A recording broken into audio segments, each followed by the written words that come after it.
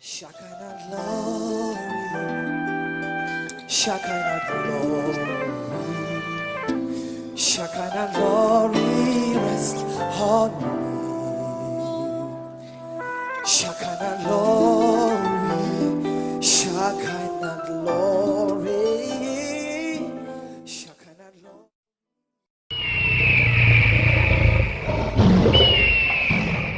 Les saints étaient sages. Les folles, en prenant leur lampe, ne prirent point d'huile avec elles. Mais les sages prirent avec leur lampe de l'huile dans des vases, comme l'époux tardait. Répétez avec moi, comme l'époux tardait. Est-ce que Dieu est toujours en retard? Alors pourquoi il tarde? Je pose la question. Par exemple, Nathalie, pourquoi l'époux Jésus tarde encore à venir? Qu'est-ce que tu pourrais répondre? C'est voilà, pour gagner plus d'âmes. D'accord. Je veux dire, Angélica, pourquoi l'époux tarde-t-il? Est-ce que Dieu est en retard? Quelle est ta réponse?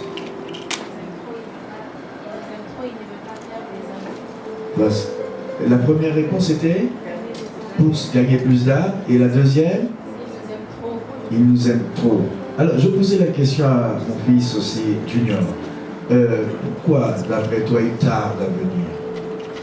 Il veut que tout le monde soit prêt. Il veut que tout le monde soit prêt. Ah, je vais me contenter des trois réponses. On peut acclamer pour ces trois réponses.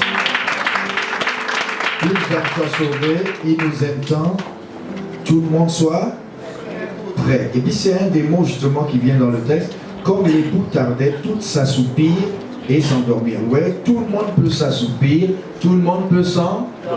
Même le pasteur peut s'assoupir et s'endormir. Mais une qualité est là. On nous dit, au milieu de la nuit, on cria, voici l'époux, allez à sa rencontre. Alors toutes ces vierges se réveillèrent.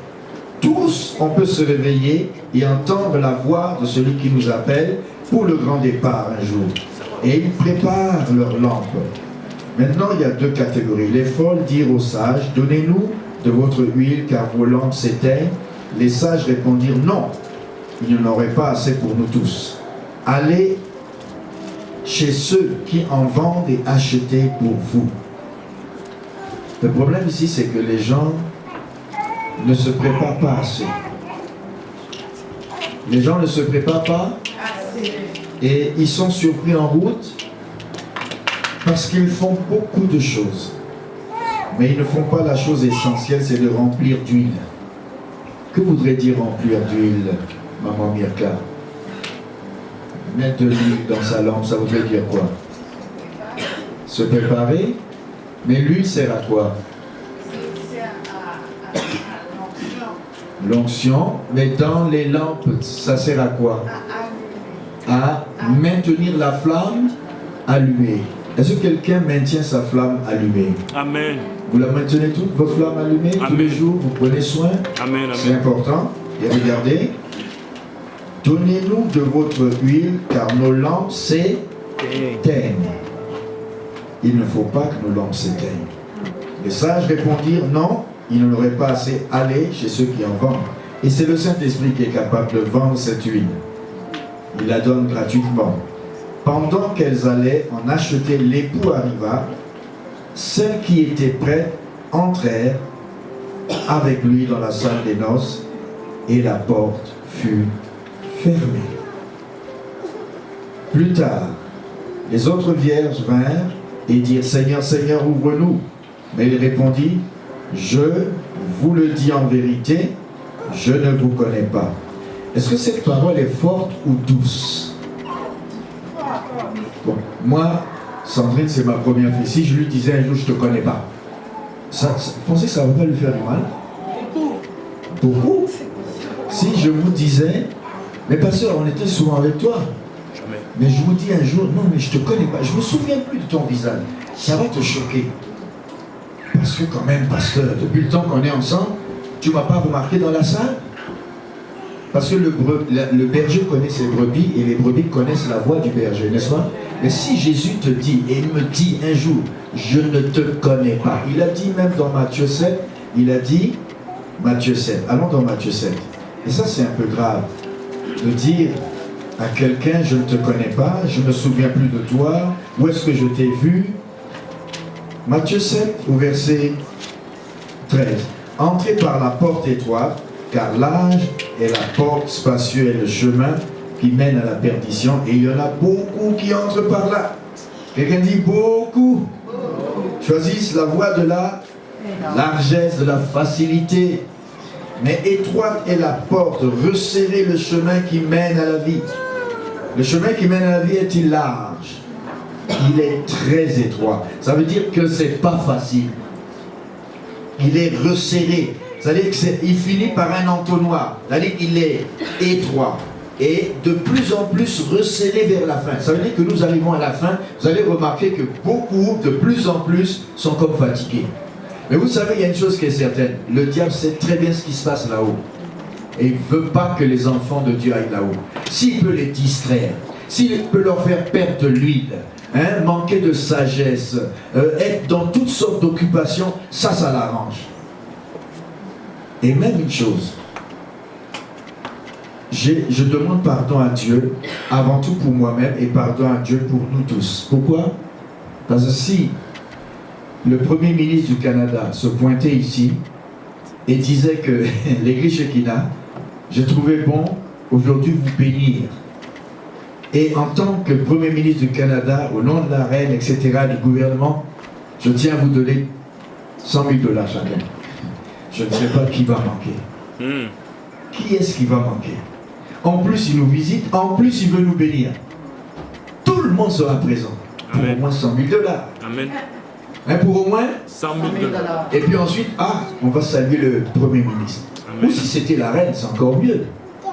Qui sera en retard? La reine a choisi parmi toutes les églises du Canada de visiter l'église Shekinah. Amen. Je pense même que les gens qui ne sont pas de l'église, ils vont être là avant vous. Amen. Parce qu'ils vont dire, parce que moi aussi je suis de l'église, n'oublie pas, je suis de, même si vous ne me connaissez pas, mais je suis de l'église aujourd'hui. À partir de maintenant, je promets être de l'église. Hey. Tout ça parce que c'est une personnalité qu'on voit. Est-ce que vous voyez Dieu? Vous le voyez? Moi, je le vois tous les jours dans mon cœur. Je le vois en vision, je le vois en révélation. Je le vois dans la parole et il me parle. Est-ce que vous avez du respect si vous êtes devant une autorité du pays pour lui dire mes respects, monsieur le Premier ministre, mes respects, monsieur le Président, mes respects, monsieur le député? J'aimerais savoir si vous avez réellement du respect pour votre Seigneur. Qui peut me dire j'ai du respect? Sincèrement, j'ai du respect. Qui peut me dire? As-tu du respect, ma soeur? Du respect? Très bien. Tu as du respect? Vous avez tous du respect. Amen. Oh, nous avons tous du respect. Amen. Puisque vous êtes là, vous avez du respect pour Jésus. Mais qui veut le respecter plus dans les jours à venir? Amen. Je vous encourage une seule chose. Si tu respectes quelqu'un, si tu veux faire des affaires avec quelqu'un par exemple, il dit je serai là à 10 h, on va faire des affaires et je pense que cette affaire va coûter des millions ou des trillions. Il faut que tu sois là à l'heure. Je veux voir comment tu es sérieux. Je pense qu'on sera là à l'heure parce qu'on va traiter des bonnes affaires. Mais Dieu veut traiter des affaires avec vous, vous bénir, vous élargir, une vision éternelle, être avec vous et ne pas vous rejeter. Il vous demande d'être à l'heure. Est-ce que vous allez faire cet effort? Pour vous-même, pas pour moi. Parce que vous avez du respect. Ça peut arriver que tu travailles, ça peut arriver que tu aies des incidents. Mais s'il vous plaît, regardez ici, la fin de l'histoire, on nous dit large et étroit et resserré. Et on nous dit resserrer le chemin qui mène à la vie. Il y a peu qui les trouvent.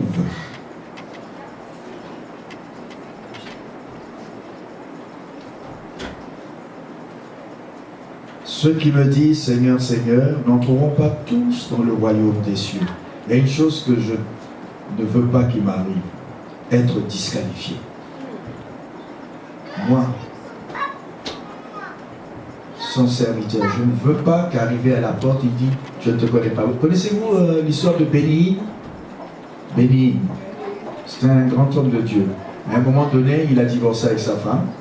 Et à un moment, il a décidé de se réconcilier avec sa femme. Et c'est l'évangéliste Reinhard Bonnke qui a encore célébré leur malheur. Et qu'est-ce qui s'est passé avec Béni?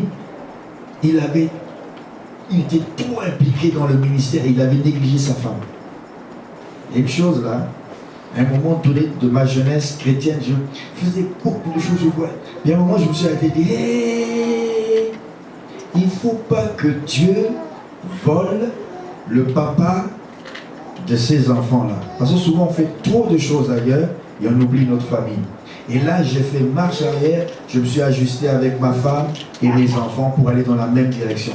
Et là, c'est bon. En famille, on est sauvé. Arrivé là-haut, si mes enfants ne sont pas sauvés, ce sera ma faute. Si ma femme n'est pas sauvée, ce sera ma faute. Et si l'église n'est pas sauvée, ce sera aussi peut-être ma faute. Et il faut que je m'ajuste. Et là, je me suis ajusté. Et depuis, j'ai donné des lignes de direction avec ma femme. Et bien, si on m'invite à l'extérieur, je ne voyage pas sans toi. Parce que je ne veux pas être piégé par une autre femme, etc. On a fait des lignes de direction pour la famille et pour nous, parce que je vais être sauvé, moi et ma famille. Et si j'arrive là-bas et que je suis disqualifié, ça sera dangereux. Mais je sais une chose, je ne serai pas disqualifié. Amen. Et il dit, ce n'est pas tous ceux qui me disent Seigneur, Seigneur, qui entreront dans le royaume des cieux. Mais ce sont ceux qui font la volonté de mon Père. Qui est prêt à faire la volonté de son Père? N'avons-nous pas prophétisé? N'avons-nous pas chassé les démons? Ça, c'est bon tout ça. N'avons-nous pas fait des miracles? C'est très bien. Alors je leur dirai ouvertement, je ne vous ai jamais connu. Là, avec la parabole des 10 vierges, je ne te connais pas. Mais là, il dit, je ne vous ai jamais connu. Je regarde dans le registre, mais ton nom n'y est pas.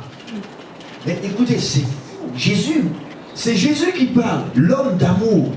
Il dit, je ne t'ai jamais connu. Mais comment ça, tu ne me connais pas? Je connais Josué. Ton nom, c'est quoi? Cynthia, c'est la première fois qu'on se voit, non? Deuxième? Ah ben tu vois, je ne me souviens pas, mais à partir d'aujourd'hui, je vais me rappeler de ton nom. Cynthia, d'accord? Et puis Junior, est-ce qu'on se connaît? On se connaît bien. Mais est-ce qu'on se connaît depuis l'Afrique? Non. Mais tu connaissais le nom. Mais tu n'avais jamais vu qui est le premier fils. Bon, voilà, c'est moi, Symphorien Dandon. Alléluia. Mais maintenant, on se connaît. Il faut qu'on se connaisse, qu'on soit des amis pour l'éternité. Mais on va arriver au ciel. Jésus va dire, connais-tu Junior? Je dirais, oui, je le connais. Mais pourquoi il n'est pas ceci, cela? Et là, ça va être embêtant pour moi. Il faut que ton nom et mon nom soient dans le livre de vie. Parce que ce qui va vérifier, c'est que est-ce que mon nom est dans le livre de... C'est ça qui est important. Dis à quelqu'un, ton nom doit être dans le livre de vie. Ton nom doit être dans le livre de vie. Parce que si Jésus dit, je ne te connais pas, c'est grave. Tu pourras beau négocier, sortir de l'argent, tout ce que tu veux, ça ne marchera pas.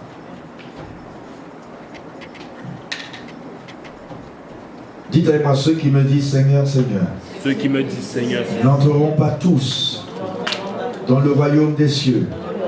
Mais celui-là, pas ceux-là, celui-là, seul. Ça c'est vraiment, il aurait pu dire ceux-là, mais il a dit celui-là seul qui fait la volonté de mon Père qui est dans les cieux, celui-là, il va y entrer.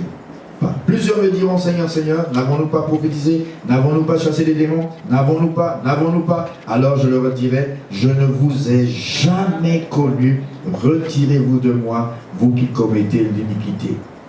Je vous souhaite une bonne randonnée céleste avec Jésus et le Saint-Esprit. Dites Amen. Amen. Mais surtout, arrivons là-bas ensemble et commençons à être disciplinés sur la terre, même dans les petits détails et surtout dans le détail de s'entraîner à être à l'heure. Parce que ceux-là, les 10 vierges, il y en a 5 qui n'étaient pas présents parce qu'ils avaient toutes sortes de choses et ils ont oublié de prendre l'huile et ils ont couru pour en chercher et ils sont arrivés en retard. Quelqu'un dit en retard? Je vous encourage, je nous encourage à venir souvent à l'heure, le plus que possible. Dites un bon Amen. C'est un encouragement. Parce que même le retard, c'est un problème aussi beaucoup fréquent dans la chrétienté aujourd'hui. Les gens prennent le temps, mais quand il faut courir à des endroits où on a un rendez-vous du travail, un rendez-vous pour une entrevue, on est à l'heure. Oh frères, sœurs, je vous encourage, soyez à l'heure. Que Dieu vous bénisse. Amen. Que Dieu vous bénisse. Amen. Ouvrons la parole dans Genèse chapitre 4, le message d'aujourd'hui. Après vous avoir dit ce que je ressentais sur le cœur au nom du Seigneur, c'est le dernier message. Le mois d'août et le mois de septembre ont été consacrés à bâtir un autel à Dieu. Et je crois qu'on a vu pas mal de choses. Et la dernière chose que j'ai commencé vendredi, c'est bâtir l'autel de la prière comme portail spirituel. Dites-moi l'autel de la prière. Comme un portail. C'est-à-dire qu'une porte qui nous ouvre la voie vers quelque chose de céleste. Dites avec moi, ma victoire, ma vie spirituelle dépend de mon autel de prière. Ma victoire, ma vie spirituelle dépend de mon autel de prière et de ma pratique. Non, il n'y a pas beaucoup qui répondent. Et de ma pratique persévérante. De là découlera toutes mes bénédictions. Amen. Un autel est un portail pour la vie spirituelle à travers la prière. Vous allez comprendre cela. Et nous allons aller dans Genèse chapitre 4. Comment le premier autel a été dressé. Pourquoi on parle d'autel. Pourquoi on dit que c'est un portail qui nous ouvre la voie vers un monde spirituel. Comment a commencé à être bâti les premiers autels. Et qu'est-ce qu'un autel aujourd'hui? On avait vu cela. Il y a l'autel qui nous permet de déposer nos offrandes, de déposer notre vie de prière, parce qu'il y a 3 sortes d'offrandes. L'offrande de nos mains, l'offrande de nos lèvres, l'offrande de notre corps. Quand quelqu'un prend un temps de jeûne et de prière, il dépose une offrande de sa vie dans un temps consacré à la prière. Et je crois que Moïse, quand il a pris 40 jours 2 fois, et quand il est sorti de là, il y a une grâce qui était sur la vie de Moïse. Sa vie entière, il a déposé dans un temps. Et il y a l'offrande de notre prière qu'on va voir aujourd'hui. Et on a parlé l'autre jour de l'offrande de nos mains. Ce qu'on peut offrir à Dieu sur l'autel comme un sacrifice. La prière est un sacrifice. Et vous savez, la prière est la chose la plus haïe. Les gens n'aiment pas prier. C'est difficile parce que prier nécessite un sacrifice. Donner 1 heure. Et vendredi, on a donné 5 heures à Dieu dans la prière. Genèse chapitre 4, verset 1er. On va se lever, on va lire ensemble. Verset 1er jusqu'au verset 6e. Amen. On peut se lever ensemble. Gloire à Dieu. Vous êtes prêts? Jusqu'à 3, je compte 1, 2, 3, lisons. Adam connut Ève, sa femme. On y va? Elle conçut et enfanta Caïn. Et elle dit, j'ai formé un homme avec l'aide de l'Éternel. Verset 2 ensemble. Elle enfanta encore son frère Abel. On dit, elle enfanta encore son frère Abel. Bon, Abel fut berger et Caïn fut laboureur. Au bout de quelque temps, Caïn fit à l'Éternel une offrande de fruits de la terre. Et Abel de son côté, verset 4, en fit une des premiers-nés de son troupeau et de leur graisse.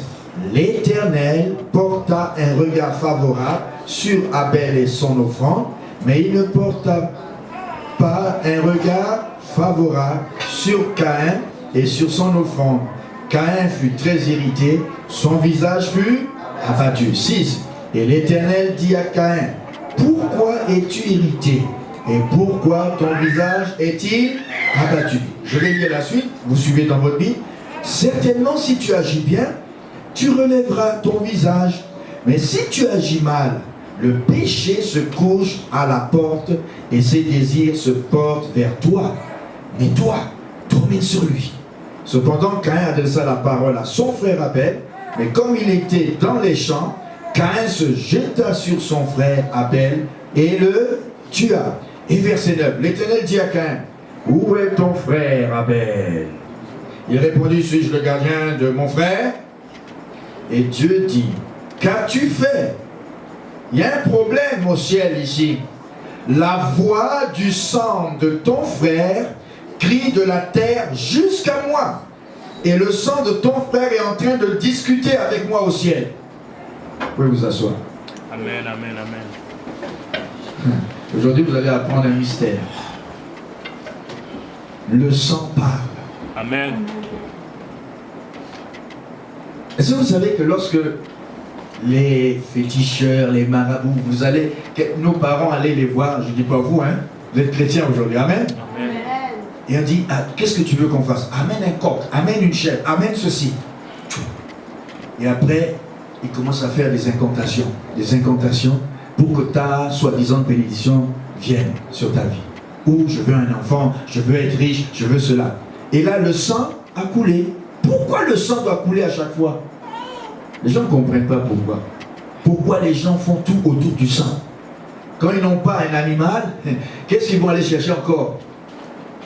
Une personne que les sorciers vont sacrifier pour que la bénédiction, soi-disant, repose sur la personne, ou que le blocage soit dans la famille qui n'aime pas et que toute leur grâce revienne.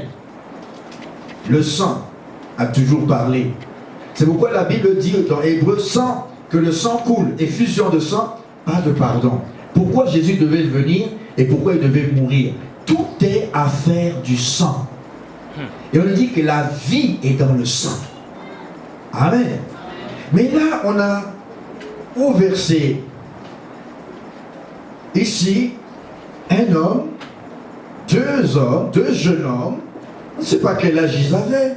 À quel âge aussi Abel va mourir. Abel va devenir le premier martyr de la terre. Et la terre, pour la première fois, va boire le sang qui a coulé. Et à cause de ce sang qui a coulé, Dieu a eu une discussion au ciel avec l'âme qui est montée. Allons dans l'Apocalypse et vous allez comprendre. L'âme de ce jeune homme est montée devant le trône, Apocalypse 6 et Apocalypse 16. Verset 9, Apocalypse 6. Quand on ouvre le 5e sceau au ciel, je vis sous l'autel. Dites avec moi, je vis sous l'autel. Bon, on parle d'autel, n'est-ce pas? Mais je vis sous l'autel qui est devant Dieu. Il y a des autels sur la terre, il y a des différents autels dans la sorcellerie, il y a les autels que les enfants de Dieu font. Autrefois, dans l'Ancien Testament, il y a un autel sur lequel Jésus est mort, c'est l'autel où il a été sacrifié pour nous. Et il y a des autels spirituels aujourd'hui qu'on va expliquer. Et il dit, je vois sous l'autel, il y a un autel devant le trône de Dieu. L'image est en bas, mais la réalité est dans le ciel. Sous l'autel, dites avec moi, sous l'autel, les âmes de ceux qui avaient été tués ou immolés à cause de la parole de Dieu et à cause du témoignage qu'ils avaient rendu, ils crièrent d'une voix forte en disant, jusqu'à quand, Maître saint et véritable, tarderas-tu à juger, à tirer vengeance de notre sang sur les habitants de la terre? Le sang a coulé, les âmes sont montées au ciel et ils sont allés sous l'autel. Quelqu'un dit sous l'autel. Et là, l'autel aussi parle et le sang parle avec lui. Apocalypse 16, l'autel parle et le sang parle.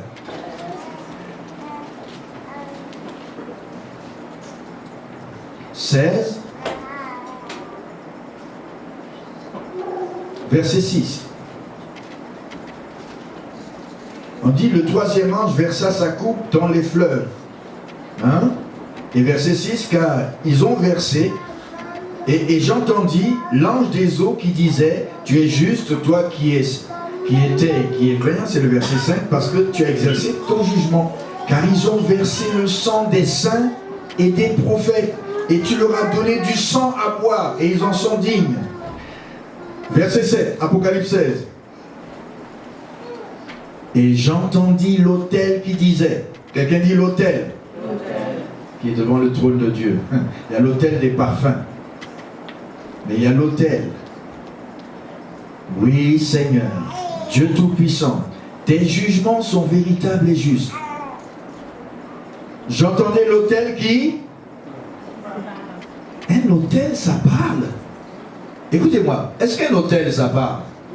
Un autel, dans l'Ancien Testament, on mettait des briques, et après, on mettait un animal, on l'égorgeait, après on le brûlait, et la fumée monte vers Dieu, et on le voit dans quoi? On le voit dans Genèse, hein, la première fois, ou la troisième fois, où un homme va sacrifier quelque chose, et bien c'est Noé. Hein, Noé, c'est Genèse 8, verset 20. Noé bâtit un autel. Dès qu'il est sorti de l'arche, il a dit oh merci, oh, toutes ces journées sur l'eau, merci Seigneur, je veux te faire un sacrifice de remerciement. Noé bâtit un autel à l'Éternel. Dites-moi, Noé bâtit un autel à l'Éternel. Écoutez la suite. Il prit de toutes les bêtes pures et de tous les oiseaux purs. Il offrit des holocaustes sur l'autel.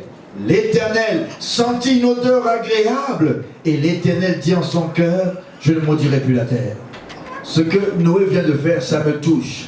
Je vais mettre l'arc-en-ciel pour me rappeler que je ne dois plus maudire la terre par le déluge. Mais, ce sera par le feu. Amen. Quelqu'un dit l'autel. On y offre les sacrifices. Et Dieu aime ce qui sort de ces sacrifices sur l'autel. Et un jour, Abel est venu, il a mis son sacrifice. Il a dit, moi, je suis berger. Alors, je comprends que Dieu, même si je suis berger, veut un sacrifice qui lui plaise.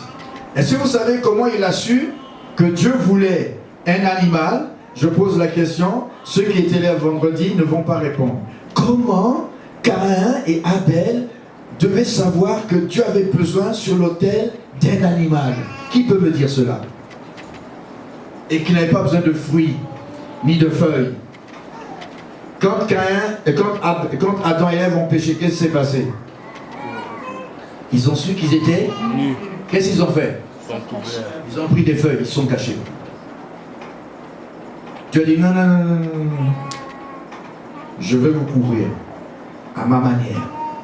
Vous avez péché, il prend 2 animaux, certainement des brebis, il enlève la peau, il vient, il couvre Adam, il prend un autre animal, il tue, le sang coule, le sang a coulé. Amen. Il prend la peau, il met sur Ève. Il leur dit, votre nudité, votre péché doit être couvert. Et c'est comme ça que ça va se passer dans l'humanité. Il leur a enseigné le mystère du salut. Amen.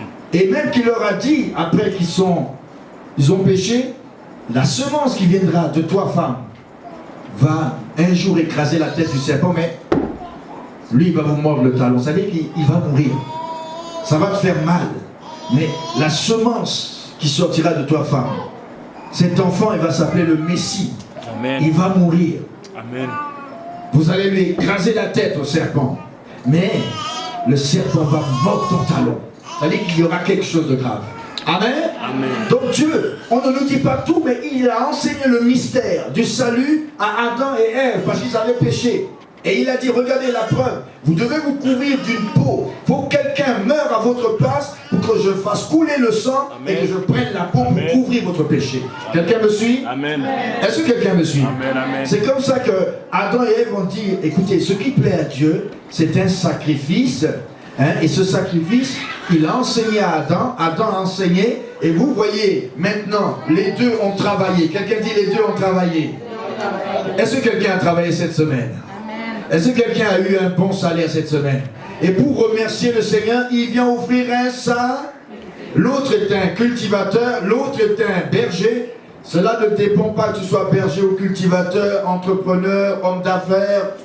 Non, tu dois faire un sacrifice. Et il faut le faire de la bonne. L'autre dit, ben, je veux le faire à la manière que je veux. Je vais amener des fruits. C'est bon.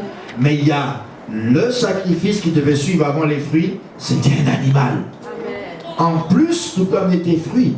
C'est une couverture supplémentaire. Amen. Mais on appelait ça ce qui était une libation. devait couvrir le vrai sacrifice animal. C'était les fruits, c'était tout ce qui pouvait accompagner. Mais le premier, c'était l'animal. Amen. Mais Caïn, lui, il a pas voulu faire ça.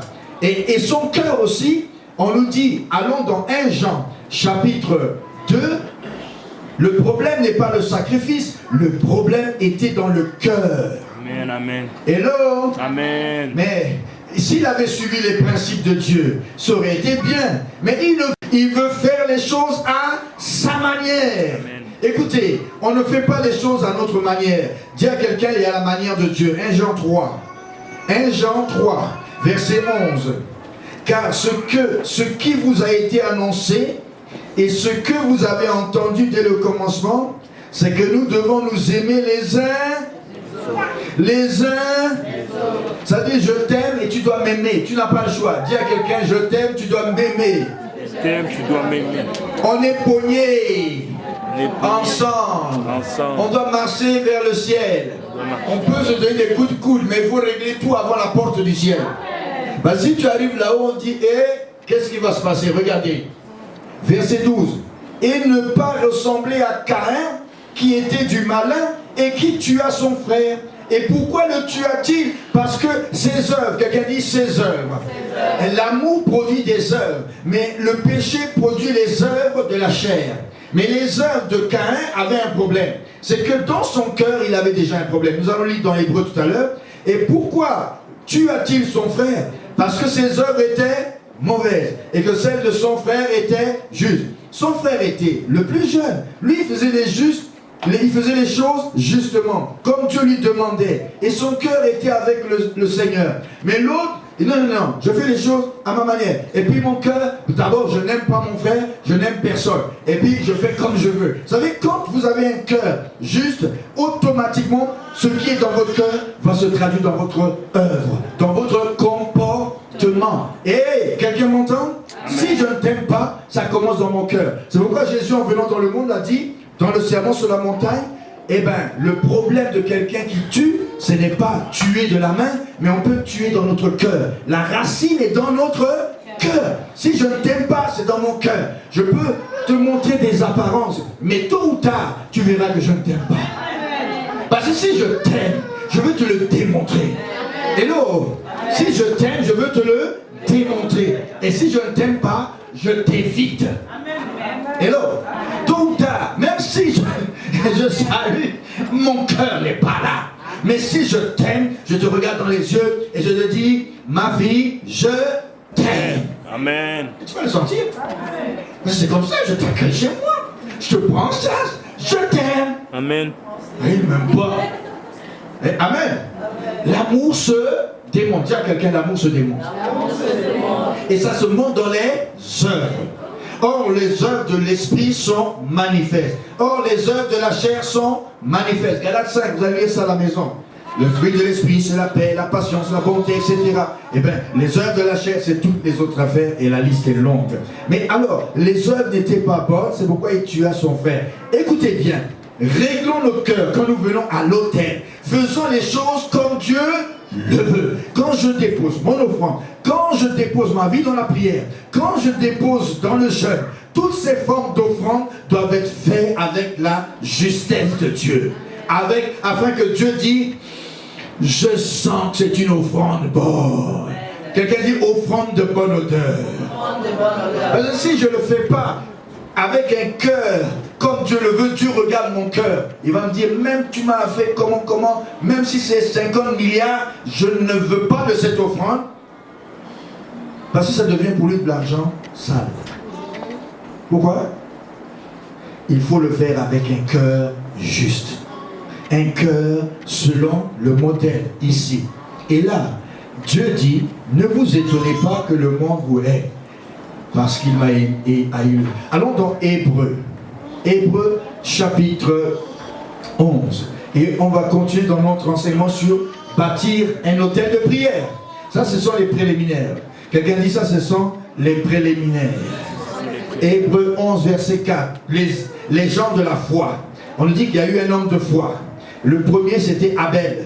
Est-ce que vous savez que le premier homme de la foi, c'est Abel?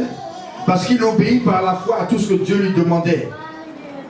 Il offrit, Hébreux 11:4, c'est par la foi qu'Abel offrit à Dieu un sacrifice plus excellent que celui de Caïn. Amen. Car par elle, par ce sacrifice, qu'il fut déclaré juste. Et l'autre est venu, il a offert, et Dieu a regardé, il a dit, injuste. Mais comment ça? Et ça a fâché Caïn. Il dit, comment tu peux savoir que je suis injuste? Je t'ai donné un sacrifice de tout ce que j'ai travaillé. Oui, mais il fallait le faire de cette manière. Regarde, ton frère a bien fait. Alors, lui, il était fâché. Il dit, pourquoi toujours mon frère, toujours lui. Non, je ne suis pas content.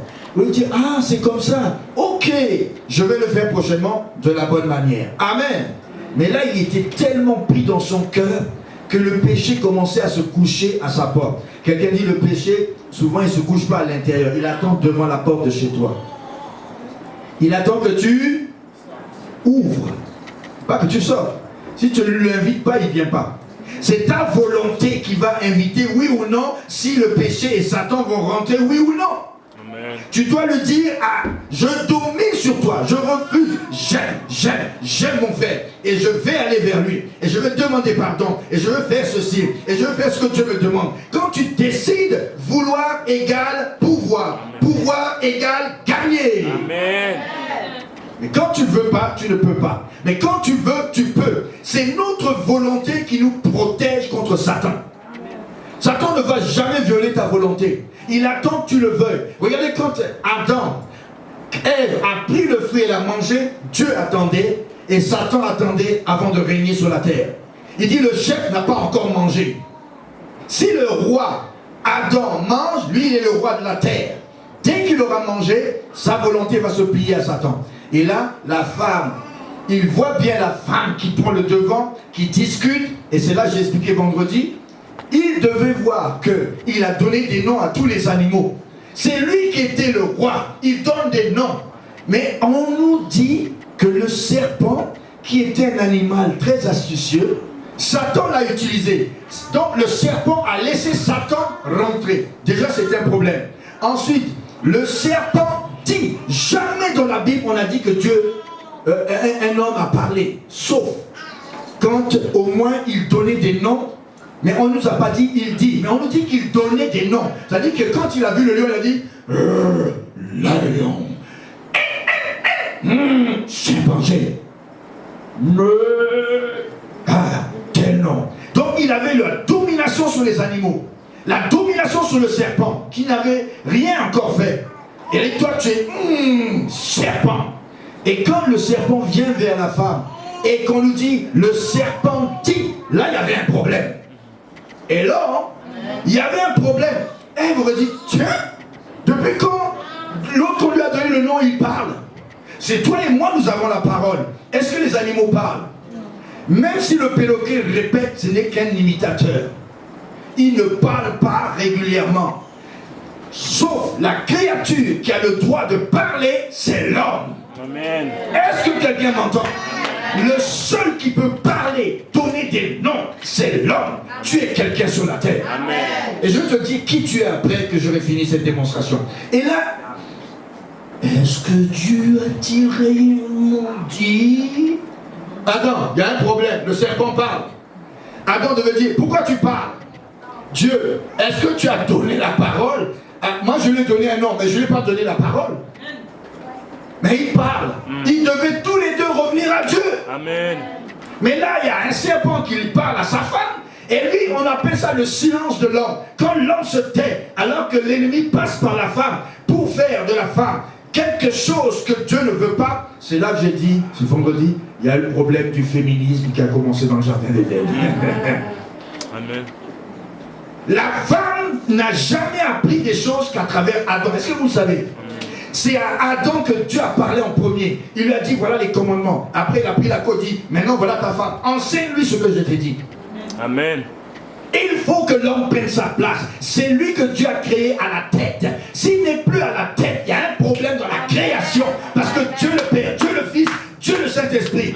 Ensuite vient l'homme, ensuite vient la femme et les enfants. Amen. Et si vous renversez cet ordre, on appelle ça désordre dans la création. C'est la société actuelle. Il y a un désordre. Ah oui, mais on est évolué. Mais le problème n'est pas d'être évolué. Regardez l'évolution où ça nous mène. Est-ce qu'elle est morale? On est évolué. Les hommes peuvent aller avec les hommes. Les femmes avec les femmes. On est évolué. Nous, en Amérique, on est très évolué. Et là, on voit des postes, des gens qui sont, alors qu'ils devraient marcher comme des hommes. Et des femmes qui devraient marcher avec élégance, marcher comme des toffes. Un tomboy, on les appelle. Tu la vois là. J'en ai vu à Toronto récemment. J'en ai vu, je dis waouh, waouh, waouh. Hey, Toronto. Oh. Tomboy. Tu vois la fille là, qui est très belle, mais elle marche. Je dis, mais c'est une fille ou un gars? Mais je vois que la forme ressemble à une fille, mais la démarche ressemble à un gars. Quelqu'un dit il y a un problème dans la création. Depuis la chute d'Adam et Ève, il y a un problème. Adam aurait dû corriger. Dis à quelqu'un, Adam aurait dû corriger tout de suite. Il dit, femme, laisse-moi faire, c'est moi le chef. Et toi, serpent, je te réprime au nom de Dieu. Parce qu'il n'y avait pas encore le nom de Jésus. Au nom de Dieu, allez, couchez. Tu n'as pas le droit à parole. Et Dieu aurait réglé le compte tout de suite. Mais ensuite, comme il n'a rien dit, quelqu'un dit le silence d'Adam. Les théologiens en ont fait un discours. Le silence d'Adam. Répète-le encore. Le silence d'Adam. Quand l'homme se tait, la femme va parler. Ah oui. Comme l'homme se tait, la femme prend le devant. On est tous égaux. Mais on est égaux. Mais on n'a pas la même mission. Amen. Je suis le chef, ça veut dire la tête, pas pour écraser. C'est pourquoi Dieu a pris la côte pour qu'on soit côte à côte. Et quand elle commence à réclamer ses droits, il y a quelque chose. Est-ce que Jésus a réclamé ses droits parce qu'il est le deuxième? C'est lui que Dieu a élevé, a placé au-dessus de tout le monde. Il y a un ordre, un respect, une obéissance dans la création. Et il y a une obéissance dans la Trinité. Jésus se soumet au Père. Le Saint-Esprit qui vient en troisième, il se soumet à tous les deux. Mais en plus, lui, il est plus dangereux parce que quand tu pèches contre lui, il te tue. On appelle ça le péché contre le Saint-Esprit. Lui, il ne pardonne pas. Amen. Mais Jésus pardonne. Et il est le deuxième. Et le Père est miséricordieux, mais sa colère est retenue par Jésus. Est-ce que quelqu'un me suit? Et on dit c'est la grâce, c'est la grâce, c'est la grâce. Attention à la grâce, elle est plus dangereuse que l'Ancien Testament. Parce que quand il va dire je ne connais pas, il dit mais Seigneur, c'est la grâce. Non, la grâce n'est pas un bon marché. Hello? Est-ce qu'on me suit? Vous voulez savoir pourquoi il y a les autels, n'est-ce pas? Ça a commencé là. Et là, Adam aurait dû corriger. Et dès qu'il a pris le fruit de la main de sa femme, et qu'il observait, il écoutait tout, sans rien dire, et qu'il a croqué, là le diable a dit je vais te rendre la terre. Dieu disait il y a quelque chose qui se passe en bas. Mais il faut qu'on regarde parce que j'ai donné liberté à tous les deux. Il faut qu'ils se débrouillent. C'est le premier Adam, le deuxième c'est Jésus. Alléluia. Et là, il croque, dès qu'il a avalé, Dieu a dit c'est fini. La terre est soumise au diable. Et là, le diable a pris le contrôle sur la création. Et ils ont perdu le jardin d'Éden. Ils sont sortis même, on les a fait sortir. Et puis depuis, ils doivent invoquer avec un système qu'on appelle l'autel. C'est pour ça qu'ils l'ont enseigné. Genèse 4. C'est après la chute, n'est-ce pas? C'est pourquoi on voit l'autel apparaître. Mais Dieu avait coupé déjà la brebis pour les revêtir. Il a dit, vous avez un problème, couvrez-vous désormais. Si vous savez que... Est-ce que quand avant ils étaient ensemble, dès qu'il voyait sa femme, elle était nue, il savait qu'elle était nue? Mais à un moment, il la voit, il dit, hey, tu es nue! Allons chercher des feuilles. Dieu a dit, pas les feuilles. Quelqu'un dit, pas les feuilles. Mais le sang doit couler, la peau doit couvrir. Et là, Caïn a appris ça, mais Caïn ne voulait pas faire. Vous savez, comme le péché est entré, le petit Caïn a commencé à avoir des comportements. Et éduquer les enfants dans la bonne voie quand ils sont tout petits. N'attendez pas qu'ils dominent sur vous. Moi, j'ai appris, après 28 ans dans ce pays, à mes enfants à respecter tous ceux qui sont mes alter ego, tonton, tantine. Tant, il y en a qui sont nés ici. Ils sont venus tout petits, ils sont venus. Déborah, la plus jeune des filles, a 28 ans, le mois de septembre. Et je lui ai dit, le respect de tes grandes sœurs, le respect de tous ceux qui sont mes pères, Et tu n'appelleras jamais quelqu'un par son nom s'il est ex-égaux avec moi. Non, non, non, non, non. C'est tonton et c'est tantine ou tata. Ma tante, mon oncle. Amen. Amen. Et ils ont appris ça au Canada. Et ils ont appris même à parler le sango au Canada. On leur a appris à parler au Canada. Et ils sont venus tout jeunes, ils ne savaient pas ce que c'est que le sango. Même la Centrafrique, ils ne savent pas ce que c'est. Donc l'éducation pendant 28 ans s'est passée au Canada. Amen. Dans un pays où les valeurs, où le divorce, où ceci et cela. J'ai dit non. Ma femme et moi, on s'est serré les coudes, on dit non. La parole. Amen. Il y a quelqu'un m'écoute? Amen. Mais quand les enfants commencent à prendre le dessus, à faire des choses, ah ouais, attends un peu. Si tu ne le corriges pas. Ah, si tu ne le corriges pas là. C'est pour ça que Caïn a pris des habitudes. Et comme Adam, il laissait parler la femme avant, et le petit a fait, ah, c'est pas grave. Et quand Abel est mort, c'est là qu'ils ont vu le drame. Hello. Et là ensuite, Genèse, retournons dans Genèse. Quelqu'un dit, je veux bâtir un hôtel à l'Éternel. Hein, Genèse 4, il connu. Hein, après le drame, Genèse 4, verset 17. Caïn connut sa femme après la mort d'Abel, après que Caïn s'est éloigné. Elle conçut et enfanta Enoch. Quelqu'un dit Enoch. Mais ce Enoch s'écrit avec E normalement, pour différencier du Enoch qui a été enlevé, lui qui était la génération numéro 7. Après Caïn, il n'y a plus d'enfants, mais on a compté après Adam 7 générations, et c'est Enoch qui est enlevé. Mais celui-là, là, il a été enlevé. Mais il y en a un qui s'appelle Enoch, qui est Enoch. Mais on nous dit, au verset, Caïn, pardon, a conçu avec sa femme, on ne sait pas d'où la femme est venue. Il l'a trouvé où? Ah, ça c'est une question biblique. Où est-ce que Caïn a trouvé sa femme? Puisqu'il est parti tout seul, puisque Abel est mort, eh bien il a fallu qu'il ait des fils et des filles. Et que pendant que vous allez voir qu'ils ont vécu 900 et quelques, on fait un résumé, et bien certainement dit à Caïn quelque part là, allez le rejoindre parce qu'il faut qu'il ait quand même une femme, quoi. Le père a dû penser à lui, et certainement, parce qu'il n'a pas trouvé une femme dans la nature. Ah tiens, voilà une femme. Non, il n'y a pas. C'est que Caïn a trouvé une femme à travers ses sœurs, mariage consanguin. Jusqu'à ce que le péché abonde, la pollution abonde, on dit maintenant, c'est dangereux, mariez-vous un peu loin. Amen. Pas ta cousine trop proche, parce que vous pouvez avoir un problème de blood, de sang. Amen, amen, Et amen. s'il y a un défaut, c'est tous les autres qui vont avoir le défaut. C'est pourquoi on se marie un peu. Mais maintenant, la terre est peuplée, tu peux prendre toutes les créatures qui sont sur la terre. Mais du moins qu'elles ne soient pas trop proches, comme une cousine proche. Parce que là, tu vas avoir des problèmes sur quoi on dit mariage consanguin. Mais il y en a qui permettent. Mais attention aussi, là, le péché là. Amen. Et on nous dit au verset 25, ça c'est pour Caïn qui était loin. Adam connut encore sa femme, donc on fait un résumé. Elle enfanta un fils, et l'appela le nom de Seth. C'est celui qui a remplacé les deux qui sont partis et l'autre qui est parti par la mort. Dieu m'a donné un autre enfant à la place d'Abel, que Caïn a tué. Seth eut aussi un fils, et l'appela du nom de Enoch. C'est alors qu'on commence à invoquer l'Éternel. Hello? On commence à invoquer Dieu. Et comment invoquer Dieu? Eh bien, par le système des autels. Et c'est comme ça que, plus loin, eh bien, Noé, il avait compris ce système. Dieu avait appris ce mystère à qui? À Adam, qu'il a appris à ses enfants. Alors, qu'est-ce qu'un autel? Vous voulez savoir ce qu'est un autel? C'est un portail pour la vie spirituelle à travers la prière. Quand tu passes un autel, c'est un moyen, quand il y a eu le péché, de se rapprocher de Dieu par un sacrifice. D'accord? Et nous allons voir ça, c'est l'ancienne alliance. Un autel, dans le plan de Dieu, l'homme est la seule créature. Dites avec moi, la seule créature.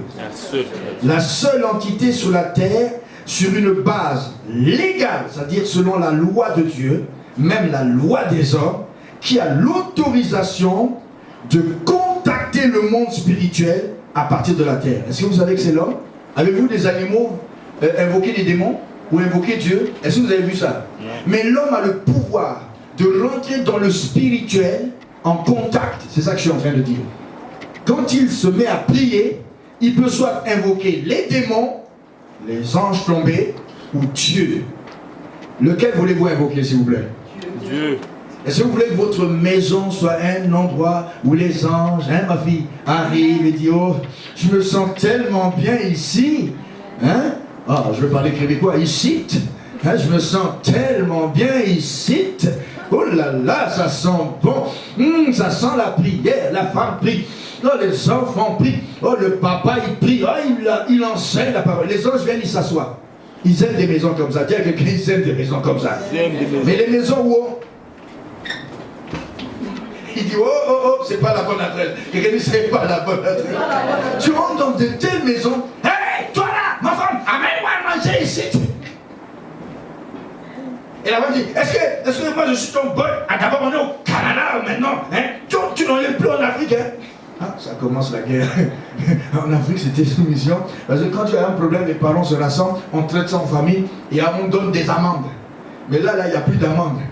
L'amende, c'est l'homme qui paye. Moindre chose, il commence à battre. Qu'est-ce qui se passe? Quand un homme bat quelqu'un au Canada, bat sa femme au Canada, qu'est-ce qui se passe? On appelle quoi? Et la police ne vient pas, ne réfléchit pas. Soi-disant, tu es l'homme. Viens, lève-toi.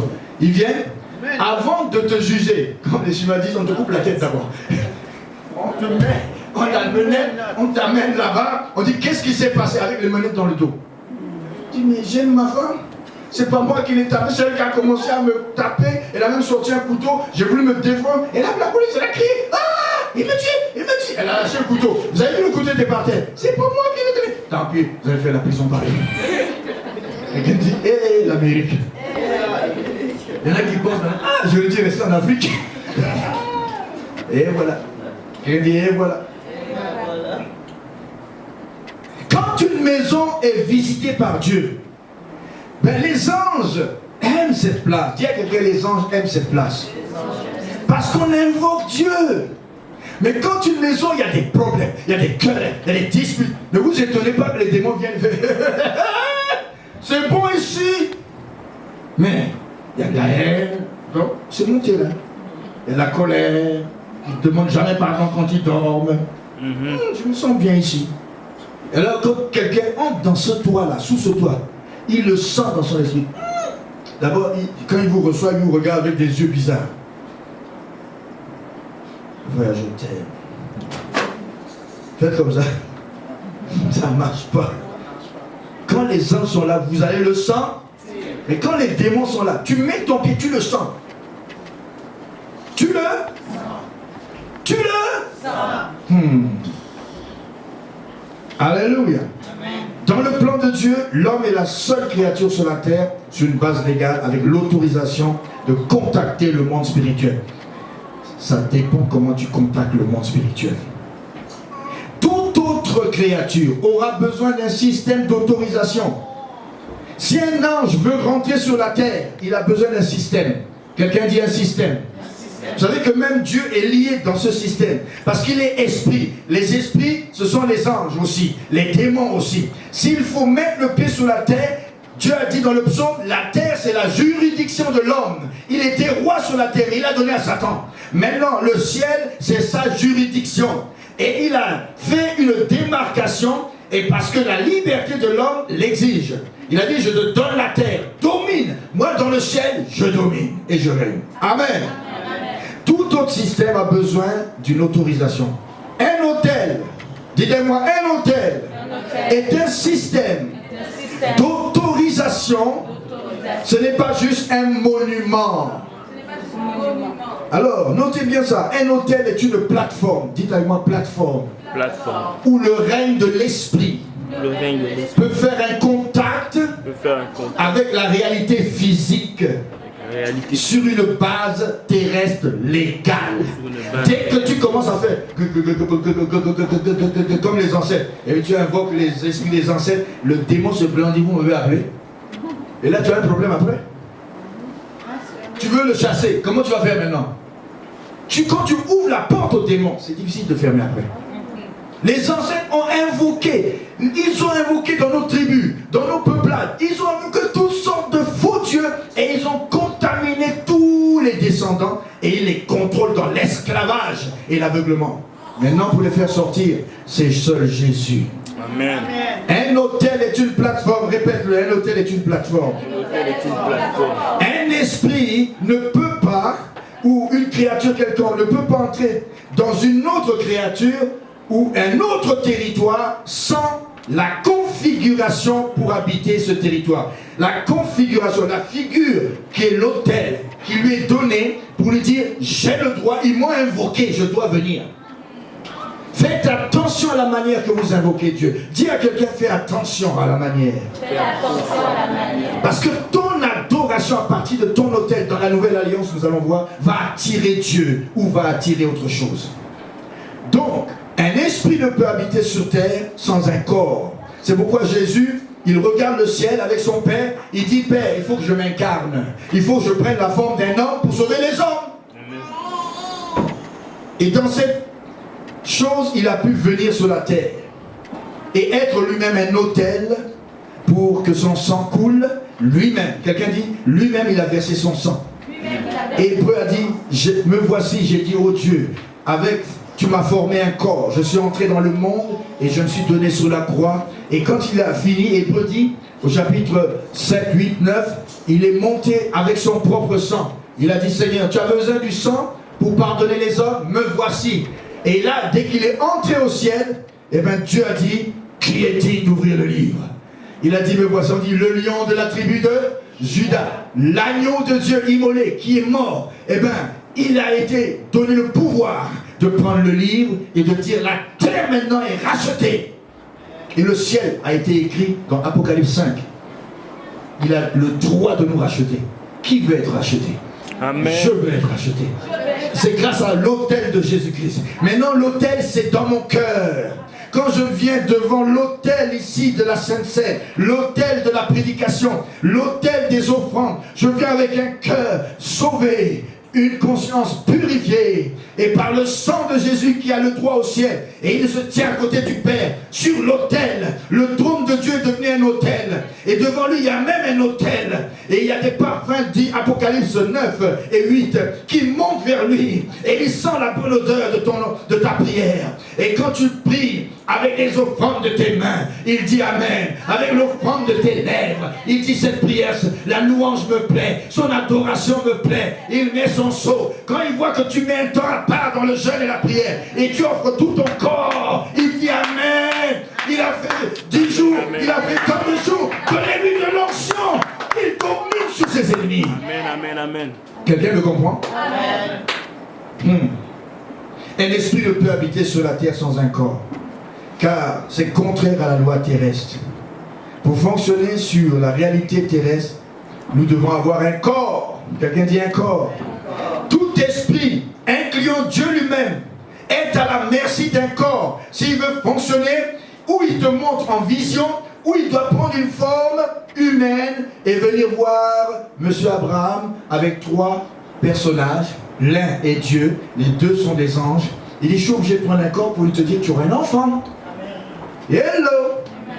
Quand vous voyez une vision des gens qui marchent dans la rue, et vous voyez que après, vous avez courtisé une femme, on l'a vu souvent en Afrique, la femme était tellement belle qu'on disait souvent qu'elle est belle comme Manuata. C'est-à-dire que c'est trop beau. Et tu la vois marcher, tu dis, waouh! Elle fait comme avec Samson, elle t'amène dans un endroit, tu rentres dans la voiture avec elle, tu conduis, c'est des histoires vraies, hein? Et hop, tu te retrouves sur un cimetière. Tu te dis, qu'est-ce que je fais là? Ou même la personne a été au lit, elle était avec cette soi-disant créature belle qu'il a vue, qui a pris la forme humaine, et dès qu'il se réveille, il dit, oh, je me réveille. Où est-ce qu'elle est, ma chérie, avec qui j'ai passé la nuit? Et il se rend compte qu'il est sur un cimetière. Hello. C'est des histoires vraies, ça, hein? Il y a des gens qui m'ont raconté des choses, j'ai dit oui, c'est vrai. Même des parents, hein? Un parent qui, lui, il a vu ça en direct. Il a vu une femme au bord de la rue. Lui, il aimait trop sortir après minuit. C'est mon oncle Pierre. Donc maintenant, il est auprès du Seigneur. Il était chrétien. Mais il sortait toujours après minuit. Il faisait la viva. Quelqu'un dit la viva.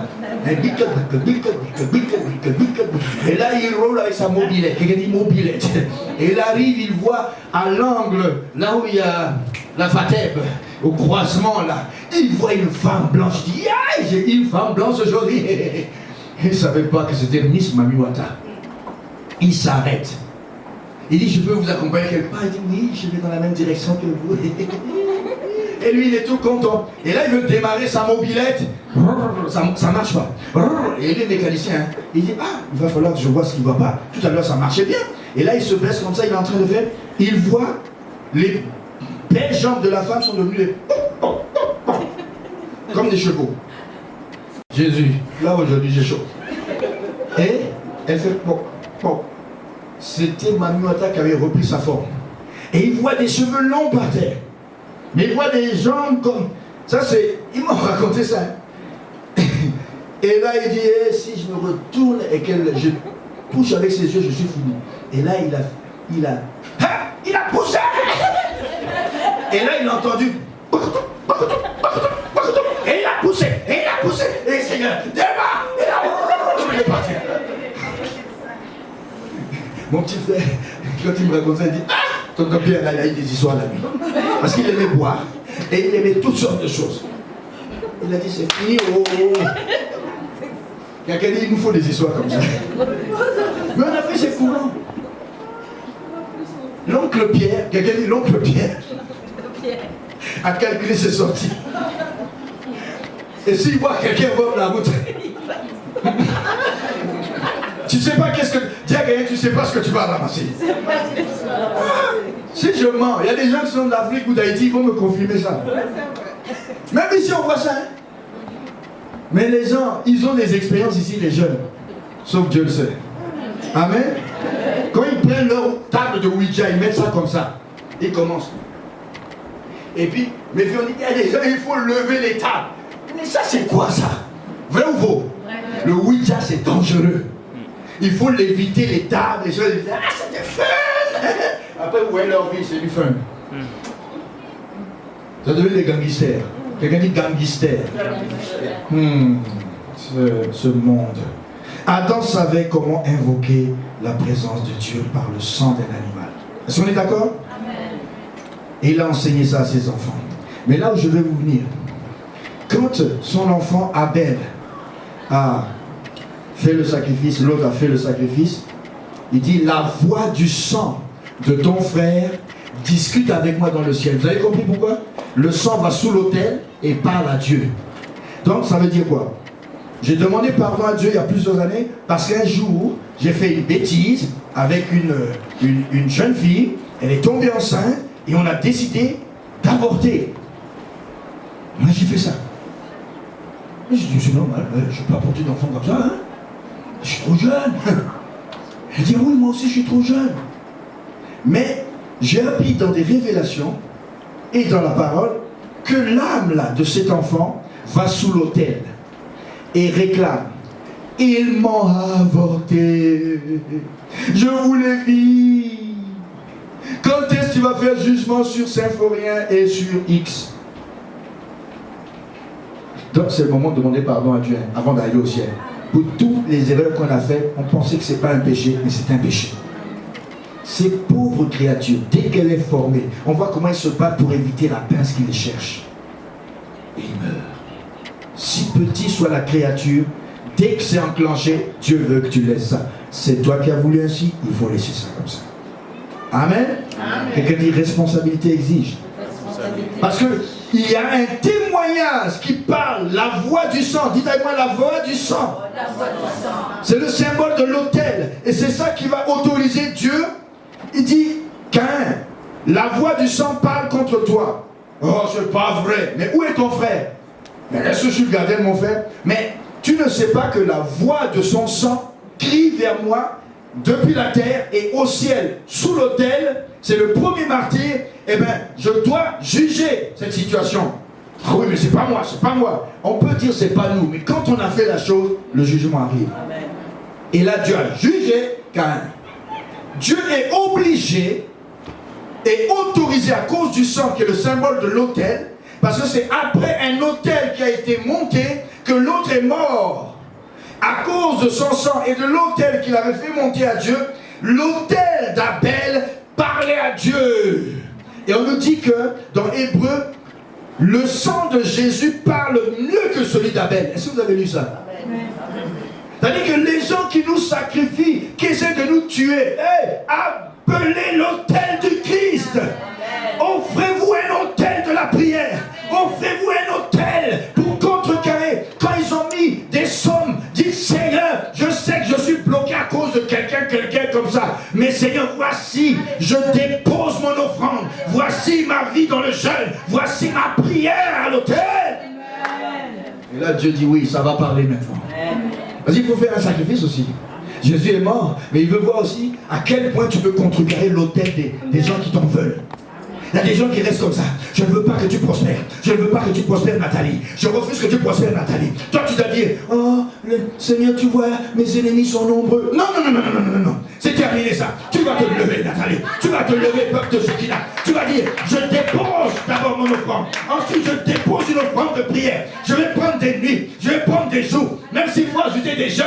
Je vais faire parler mon offrande. Parler mon autel. Parler. Et que cet autel parle en ma faveur. Et là, dans le ciel, ça parle. Comme dans Corneille, on dit tes offrandes et tes aumônes sont montées au ciel. Et je me suis souvenu, il parle, il parle. Oh, que le Saint-Esprit descende dans ta maison. Oh, que la prospérité descende dans ta maison. Oh, que tes ennemis soient jugés. Oh, l'autel, c'est une guerre d'autel. Quelqu'un dit une guerre d'autel. Vous savez, le niveau du combat le plus élevé sur la terre, c'est les autels. Mais il faut le comprendre.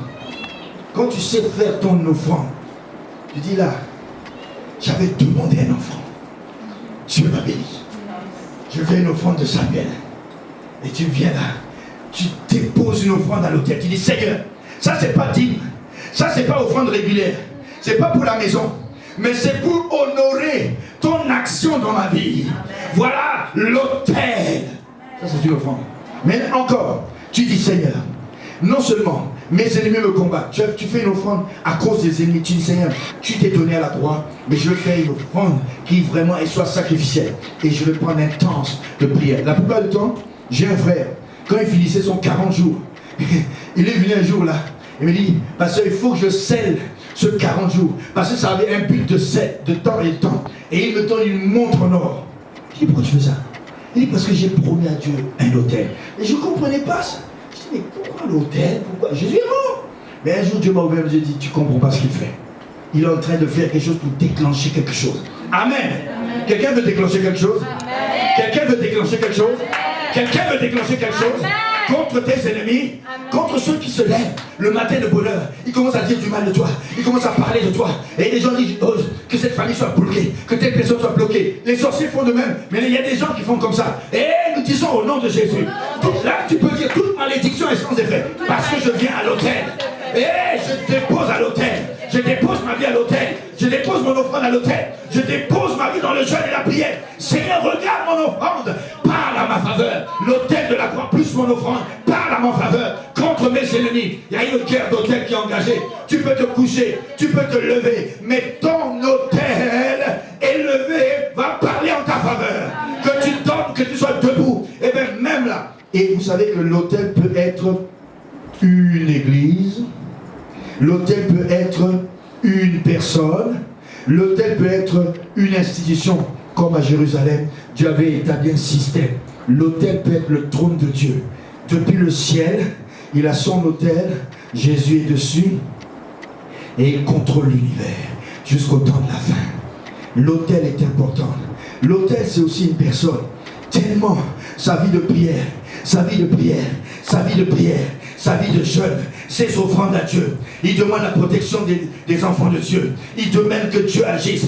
Comme Moïse, on parle de lui, il tombe le visage contre terre. Moïse, on parle de lui, 40 jours, 40 nuits dans la prière. 40 jours, 40 nuits 2 fois dans la prière. Moïse est un homme de prière. Samuel est un homme de prière. Ésaïe est un homme de prière. Ils sont à force de prier, il y a une onction qu'on appelle sur eux et pikaïso, à tel point que cette onction, là où il se tient pour prêcher, là où l'église se tient, tellement il y a la prière, l'église devient un hôtel, l'institution de l'église Shekinah devient un hôtel. Ceux qui rentrent, ils ne savent pas, ils se marient. Ceux qui rentrent, ils sont bénis. Ceux qui rentrent, ils sont visités. Mais ils ne savent pas qu'il y a un autel.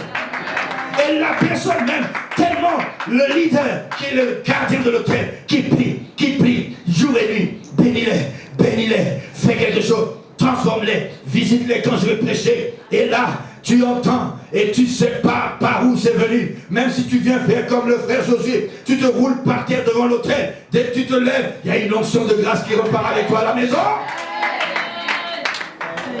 Il y a quelqu'un qui commence à comprendre.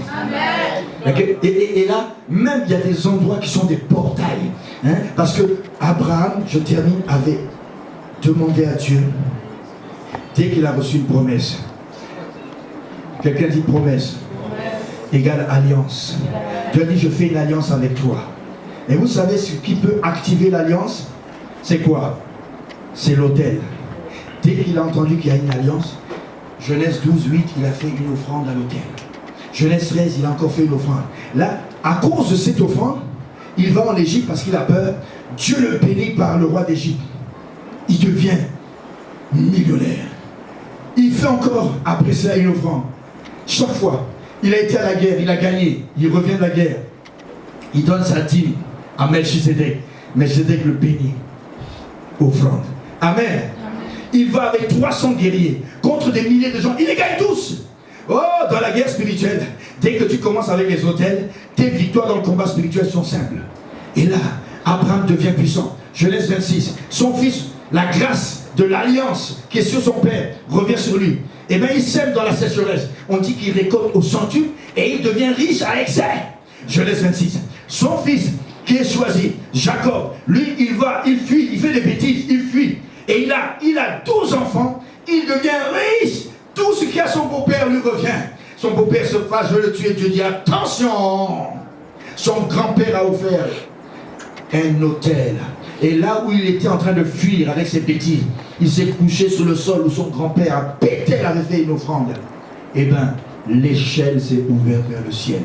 À cause de la prière d'Abraham, Jacob a eu la visitation de Dieu sur l'échelle et les anges sur sa vie.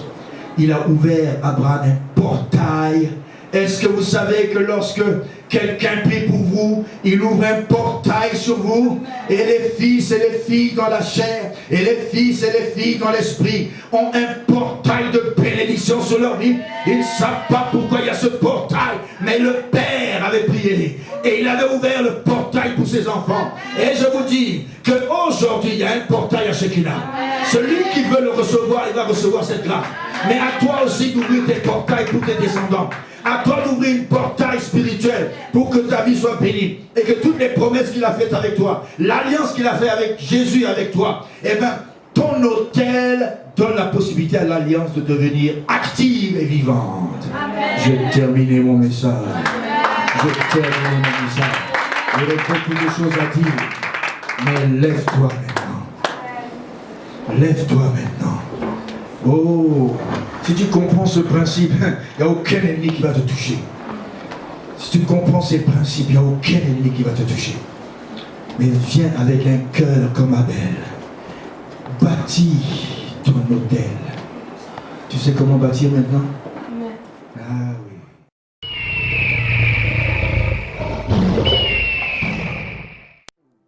Shekinah glory, Shekinah glory, Shekinah glory, rest on me.